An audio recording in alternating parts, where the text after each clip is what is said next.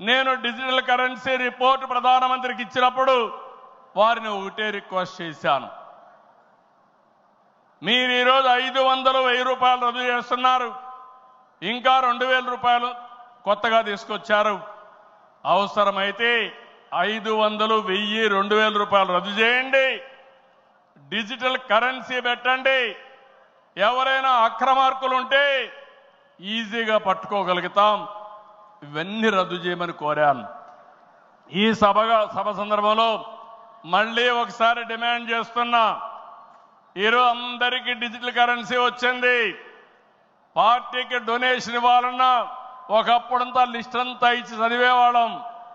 ఇప్పుడు నేరుగా మీ ఫోన్ ద్వారా పార్టీ అకౌంట్లోకి డబ్బులు చెల్లించే పరిస్థితికి వచ్చారంటే ఈ 500, 1000, 2000 రూపాయల అవసరం లేదు. రాజకీయాల్లో డబ్బులు పంచే అవసరం ఉండకూడదు. ప్రజా సేవే పరమావిధిగా చేసుకుని మనం పనిచేస్తే ప్రజలు మనకు ఓట్లేస్తారని చెప్పి కూడా నేను మీకు తెలియజేస్తున్నా.